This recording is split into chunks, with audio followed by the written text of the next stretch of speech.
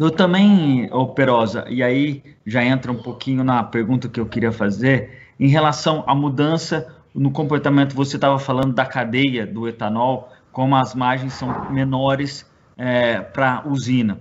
E durante a campanha, durante o processo eleitoral, o Bolsonaro falou mais de uma vez da questão de derrubar a obrigatoriedade das distribuidoras, em que a usina poderia fornecer direto para o posto, né, diminuindo o preço, gerando maior eficiência na cadeia de vocês. Eu vejo também que é uma pergunta do Celso Rodrigo, nosso telespectador, como está isso? Como está o andamento dessa questão das usinas poderem vender direto para os postos?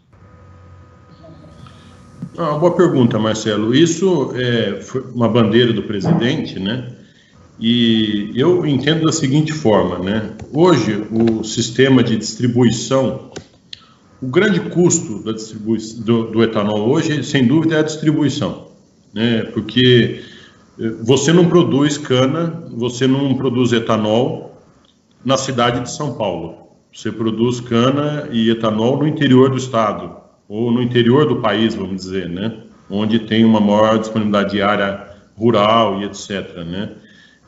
E aí você precisa levar aos grandes centros consumidores, né? O consumo de etanol na cidade de São Paulo e no entorno de São Paulo são 5 vezes maior do que no interior do estado, né? Então, pra você ter uma ideia, se a usina produzisse etanol só para ser consumido localmente, ia sobrar muito etanol, entendeu? Não ia ter necessidade de tanta produção de etanol. Então, o que encarece é você pegar o etanol aqui em Olímpia, em Barretos, em Colina e levar até São Paulo, até o Rio de Janeiro, até Brasília, enfim, até diversos locais. E aí a distribuidora faz esse papel. Ao momento que você tira a distribuidora, alguém vai precisar fazer esse papel, né? Porque o posto não tem essa... Você imagina os postos de gasolina terem que ter 10, 20, 30 caminhões cada posto de gasolina. É uma coisa que fica inviável economicamente, né? Então, os postos não têm essa condição e as usinas hoje não têm essa condição, né? Então, alguém vai ter que assumir esse mercado, porque para nós é muito tranquilo falar, olha, nós vamos produzir etanol e vamos vender aqui na região. Só que o mercado tem um limite, porque tem um limite populacional aqui na região e a gente não consegue vender todo o etanol na região. Então, nós vamos precisar levar esse etanol até os grandes centros, né?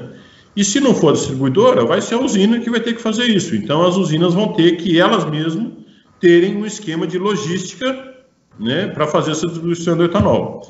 E, obviamente, o impacto disso vai ser um aumento de custo na distribuição do etanol, porque não é o nosso core business isso, né? Não é o nosso negócio principal isso. O nosso negócio é produção. A gente sabe se a cana está crescendo bem, se não está, o que precisa fazer para ela crescer, se a moenda está moendo, se a usina está bem, se está tendo problema técnico, né?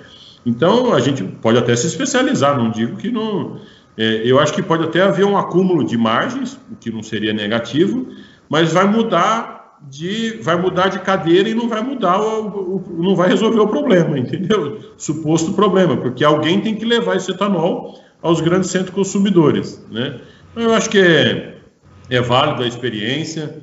Eu acho que em alguns estados do Brasil, por exemplo, no Nordeste, Pernambuco, Alagoas, onde existem centros de consumo que são próximos das áreas de produção, mais próximos ainda, pode ser que seja melhor isso, de não ter a distribuidora e a própria usina distribuir, porque ela está próxima. Mas no caso do Centro-Sul, e aí são os maiores consumidores, onde está toda a produção nacional, praticamente, isso só vai transferir de uma mão para outra quem vai fazer a distribuição e os custos vão continuar sendo os mesmos, entendeu?